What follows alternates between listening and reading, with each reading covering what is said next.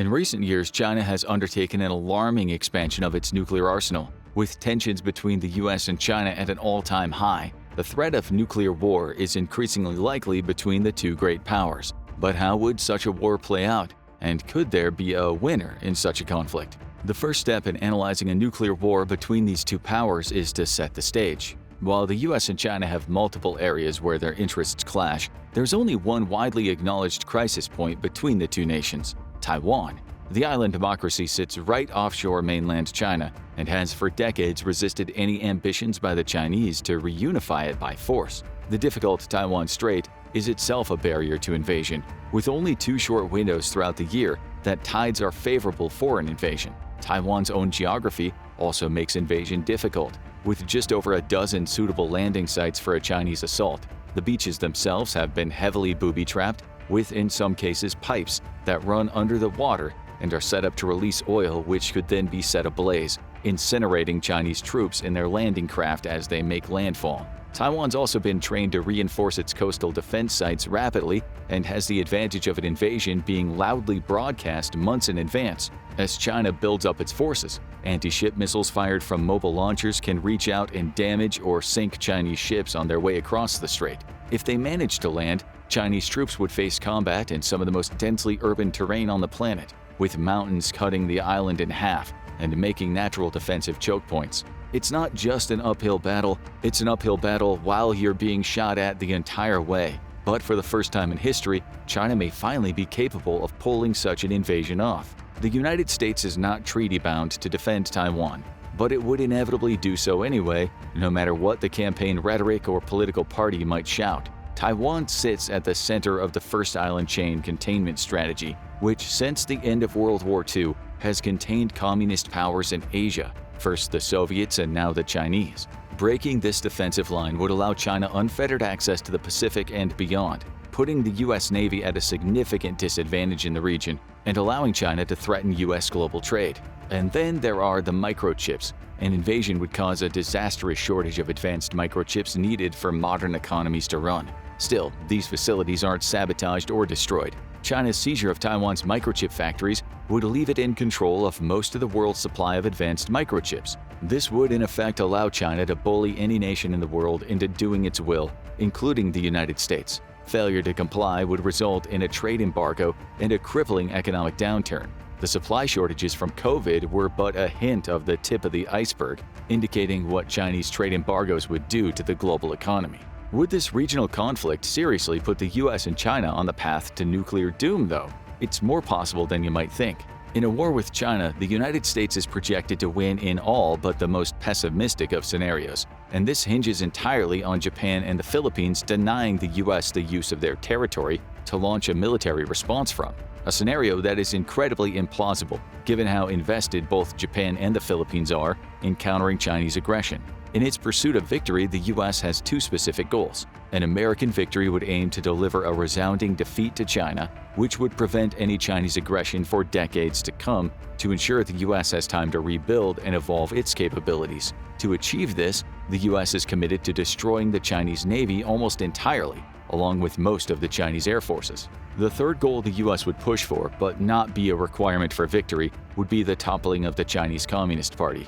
And this is where things can get very nuclear very fast. A crushing Chinese defeat in Taiwan would almost certainly spell doom for the CCP, with images of hundreds of thousands of Chinese POWs held in Taiwanese prison camps broadcast around the world and making their way into tightly controlled Chinese media.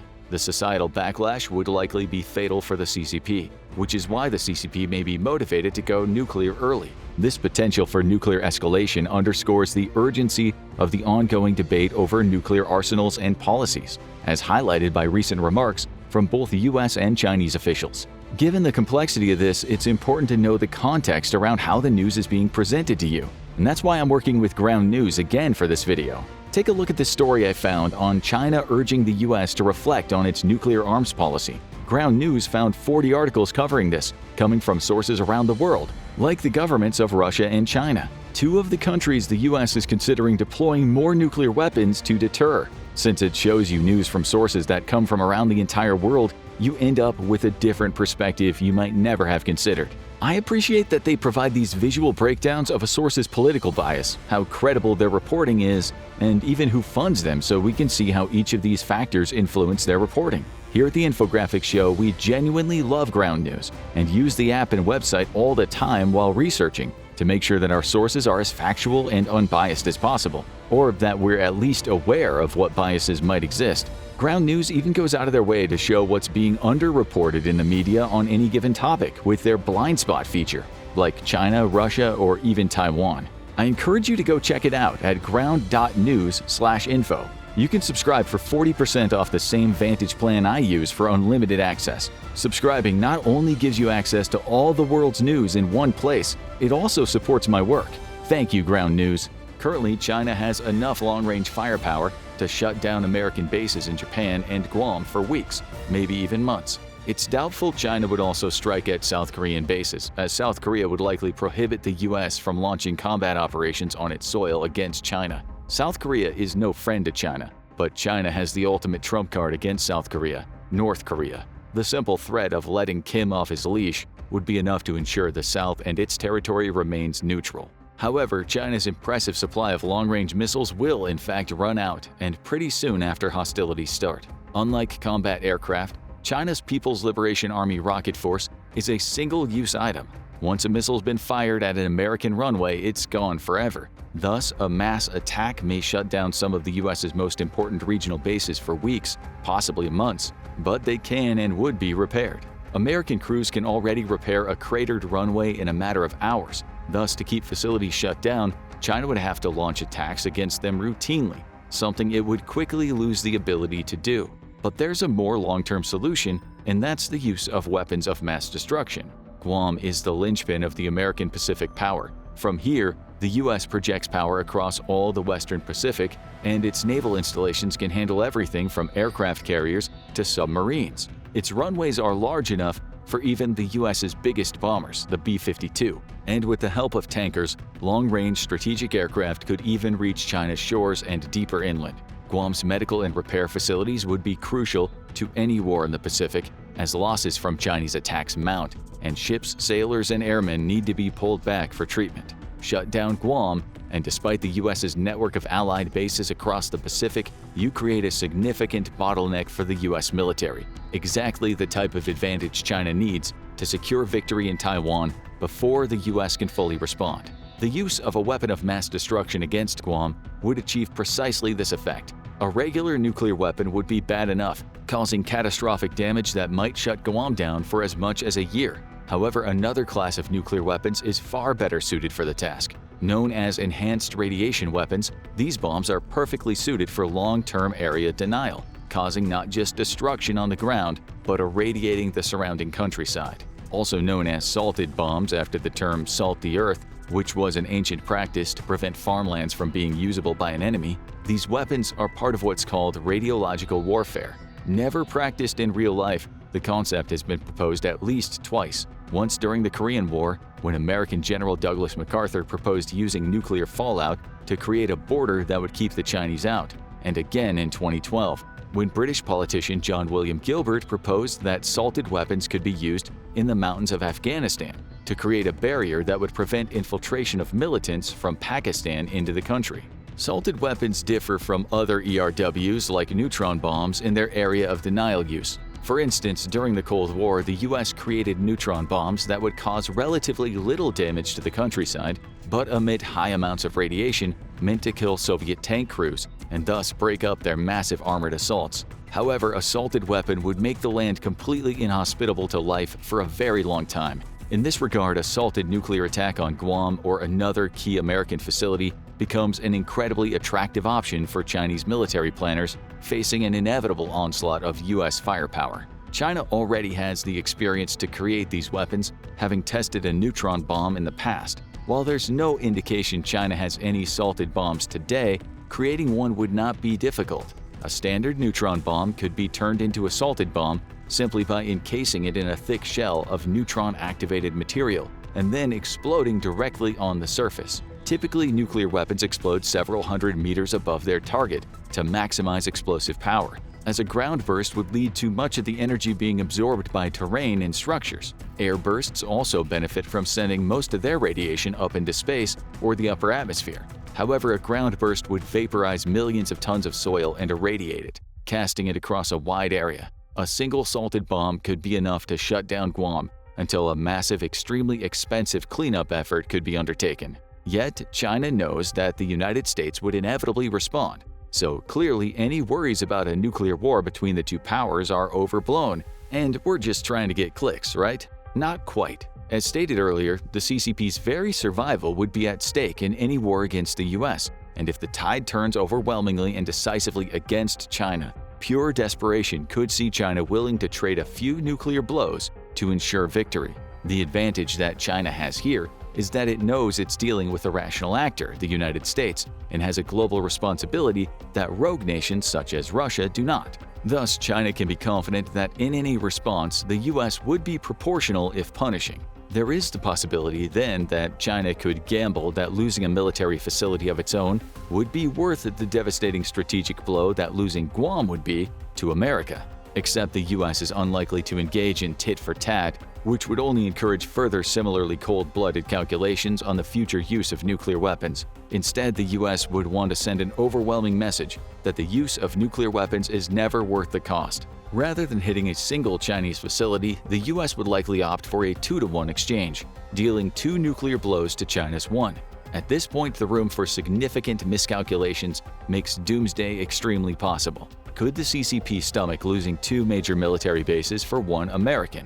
Could Chinese pride bear the cost of losing 2 facilities and thousands of lives? What if the US strikes the wrong bases? An attack on less populated areas would limit civilian and collateral damage. But what if the US opts to send a harsher message by striking something like the naval facilities being used to sustain the Taiwanese invasion, which all sit adjacent to major population centers? In fact, given the loss of Guam, this is precisely the target the US would be likely to strike the most to bottleneck the Chinese assault in the same fashion that a US military entry into the Pacific has been bottlenecked. At that point, we're off to the races, galloping along with the 4 horsemen of the apocalypse. Technically, China has a no first-use policy, yet such a policy could mean little in the face of existential defeat. So now it's all about the weapons. In a recent buildup of its nuclear forces, China has developed an arsenal of an estimated 500+ nuclear weapons, with many more on the way as construction continues and expanded missile bases. The end goal of Chinese expansion is unknown,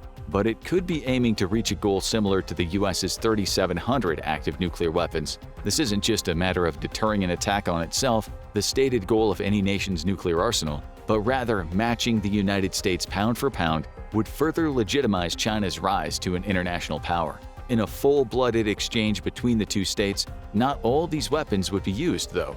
Only a portion of the stockpile would be utilized in a nuclear war, with a strategic reserve kept for post-war deterrence. Any nation ravaged by a nuclear conflict is going to be cripplingly weak, but the major nuclear powers maintain a stockpile of nuclear weapons that's large enough to still have a significant capability even after a major nuclear exchange. This strategic reserve serves to deter any further aggression from other powers looking to capitalize on current weakness. Of course, such a concept is likely ludicrous, as even a nuclear exchange between just 2 nations would usher in a global climate catastrophe. If 2 nations with as many weapons as China and the US were to engage in total nuclear war, humanity wouldn't likely go extinct, but billions would die from the resulting fallout, climate disruption, and a collapse of global supply chains. Knowing that a portion of both sides' weapons could remain in reserve limits how many weapons would be used in case of war. Currently, China does not have the capability to fully destroy the United States in a nuclear exchange, while the US does in fact have the capability to fully destroy China if it wishes. That's because of multiple factors working against China, the first of which is corruption. Recently, the People's Liberation Army rocket force was rocked by a corruption scandal that's been unfolding for months. While rumors that Chinese missiles were full of water instead of fuel are almost certainly a mistranslation of a Chinese idiom, the fact is that numerous PLARF officers have been fired on corruption charges, including the commander of the entire PLARF himself. A whopping 5 past or current commanders of the PLARF have been removed from their posts in the National People's Congress. An essential first step before prosecution as NPC members are immune from prosecution.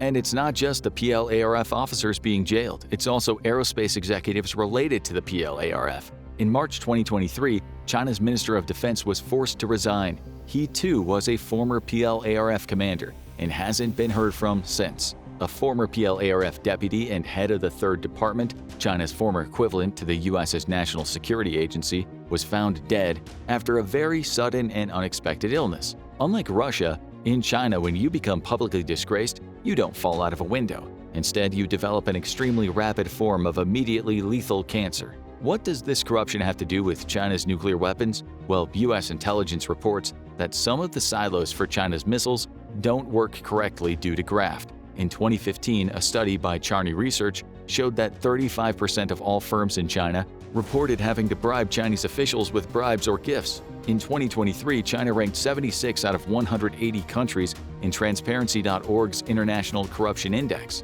Though given how tightly controlled information in China is, the real amount of corruption is unknown. Back to that 2015 study though, a whopping 41% of surveyed construction firms reported having to pay bribes to public officials in order to operate. And that's a significant indicator of China's real corruption problem. Shoddy construction techniques also plague China, with a Chinese dam built in Ecuador being shut down after 4 years of operation due to serious construction flaws. Likewise, Chinese dams in Pakistan and Uganda bore as many as 500 structural deficiencies, with Uganda forced to keep operating its dams despite the safety risk due to its inability to pay for repairs and need for electricity. Similar problems have plagued other major Chinese construction efforts, both abroad and at home, and the Chinese have a term for it: tofu dreg project. The term originates from leftover pieces after one makes tofu and references the use of shoddy work and poor materials in Chinese construction. After the 2008 Wenchuan earthquake caused schoolhouses to collapse and kill students inside, the term gained widespread popularity. Chinese apartment buildings are notorious for being tofu buildings, with cheap iron wire instead of steel rods used to reinforce concrete, and inferior-grade cement that crumbles in your hand. Protesters and journalists who have complained about the issue have been intimidated or simply jailed. The allegations that Chinese missile silo doors do not function properly are well-founded and will take many years to correct. This leaves China with the proposition of not having a fully reliable nuclear deterrent, decreasing its ability to take on the US in a nuclear exchange. Then there are US missile defenses, which are growing year over year. The ground-based interceptor is a stockpile of 40 interceptors based at Fort Greely, Alaska, and 4 at Vandenberg Air Force Base in California. The system will soon receive 31 replacements of the new next-generation interceptor, and the U.S. plans to field over 60 of them by the end of the decade.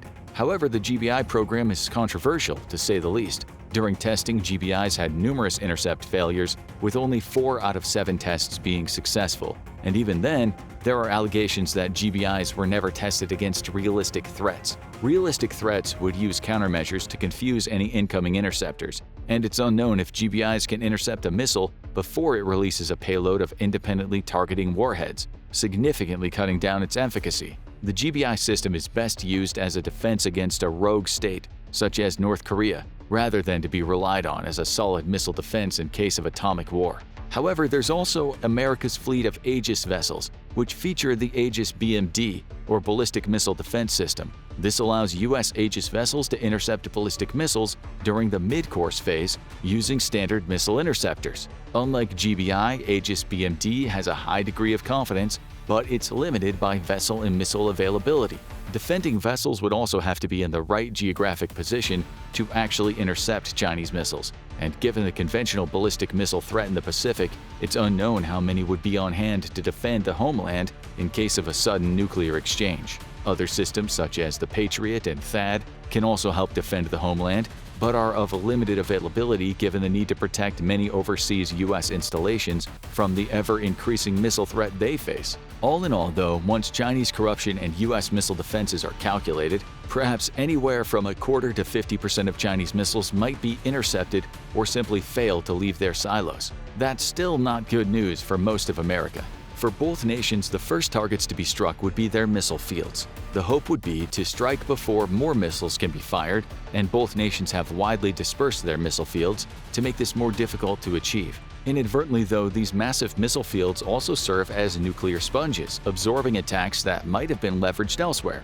If you live in the desert regions of China or the Great Plains of the United States, you're basically a meat shield for the rest of your country. The second wave of attacks would be against nuclear weapon depots and strategic bomber air bases, with the intent of shutting down the enemy's ability to launch an air wing of a nuclear triad. Destruction of nuclear depots would also limit the enemy's ability to rearm and launch a follow-on attack. Next on the atomic chopping block are command and control and major logistic nodes, meant to paralyze a nation's ability to communicate with, move, or supply its military. The major naval bases, especially those that can host submarines, would be struck during the wave of military attacks, hopefully shutting down the enemy's ability to rearm or service its ballistic missile fleet. Now we move on to civilian targets. Other than major cities and each nation's capital, a significant number of strikes would target major infrastructure or croplands. The U.S. is the breadbasket of the world and a major food exporter, and all that fertile farmland in the American flyover states would be irradiated beyond use through nuclear carpet bombing. Likewise, Chinese farming sectors would be under American nuclear attack, and major infrastructure projects like Three Gorges Dam would come under either nuclear or conventional attack courtesy of U.S. submarines. The destruction of the Three Gorges Dam alone would be akin to a WMD event, even if destroyed by conventional means. The sudden flooding would result in millions of deaths and destroy numerous cities in the path of the flooding. The goal of nuclear war between the two powers would be to bring each other to their knees through the complete destruction of national infrastructure and military capability. The irradiation of major food-producing regions would ensure devastating famines that would kill hundreds of millions on either side, even if major population centers were completely untouched. And while nuclear war is no way a winnable proposition for anyone, the United States, at least, is in a far better position to emerge, having lost less than China. Now stop worrying and love the bomb, and go check out I Survived 100 Days of Nuclear War, or click this other video instead.